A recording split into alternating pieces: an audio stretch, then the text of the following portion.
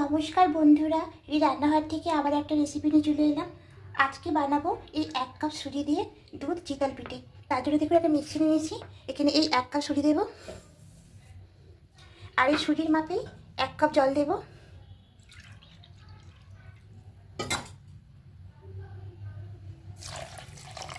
সামান্য একটু লবণ দেবো, আর এখানে দেবো সামান্য একটু খেজুরের গুড়।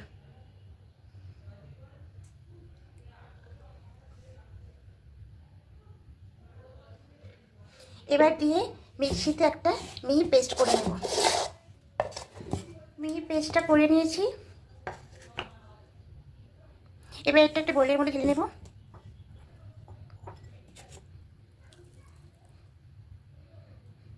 দেখুন পেস্টটা হয়ে গেছে। এবার একটু ঢাকা দিয়ে 5 মিনিট রেখে দেবো, যেহেতু সুজি এখানে তাই 5 মিনিট ঢাকা দিয়ে রেখে দেবো। এটা খুলে নেব। এবার এখানে দেবো 1/2 চামচ বেকিং সোডা, আর 1 চামচ দেবো বেকিং পাউডার। এবার সামান্য একটু জল দেবো।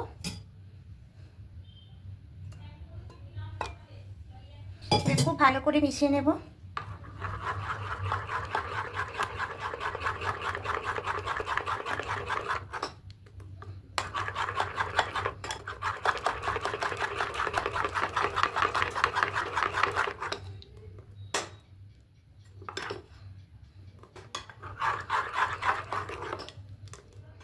কড়াই বসিয়ে দিয়েছি, এবার এখানে একটু তেল ব্রাশ করে নেব।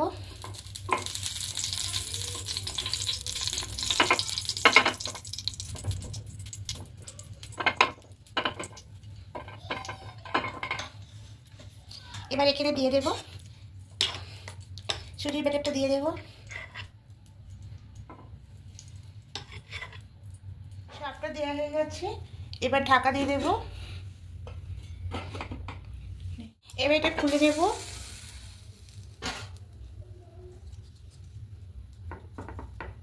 প্রত্যেকটা হয়ে গেছে, এবার এগুলোকে আমি একটু উল্টে নেব।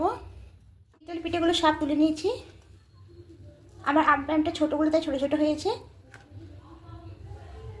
এবার এদিকে দুধ বসিয়েছি, দুধটা হালকা একটু গরম হয়েছে, একটু হাত ডুবিয়ে দেখে নেব। হ্যাঁ, হালকা আঙুল দেওয়া যাচ্ছে। এবার এখানে পাউডার দুধটা মিশিয়ে দেবো, 1 বাটি পাউডার দুধ এটা দিয়ে দেবো। দুধটা আগে থেকে জাল করা ছিল, আর এখন একটু মিশিয়ে নেব হালকা গরম করে। এখানে 1 লিটার দুধকে জাল দিয়ে ঘন করে ঠান্ডা করে রেখে দিয়েছিলাম।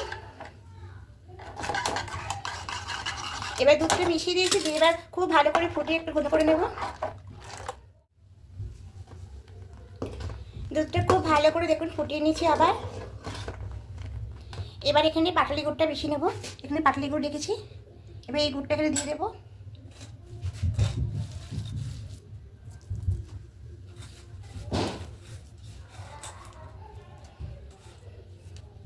দিয়ে খুব ভালো করে মিশিয়ে নেব।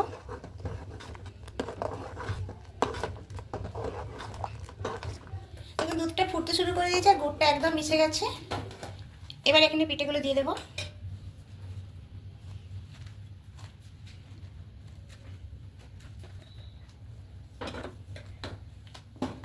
এবার দিয়ে আর একটুখানি ফুটিয়ে নেব। মিডিয়াম ফ্লেমে করতে হবে এটা একটু। খুব ভালো ঘন হয়ে গেছে, আরও 5 মিনিট একটু ফুটিয়ে নিয়েছি। এবার গ্যাসটা অফ করে দেব।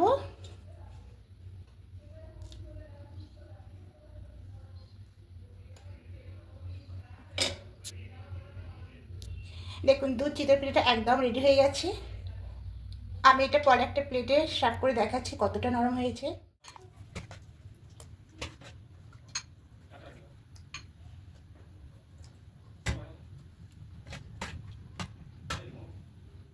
নামিয়ে দেখছি একটা, আপনাদের কেটে দেখাচ্ছি কতটা নরম। দেখুন কত সুন্দর নরম হয়েছে,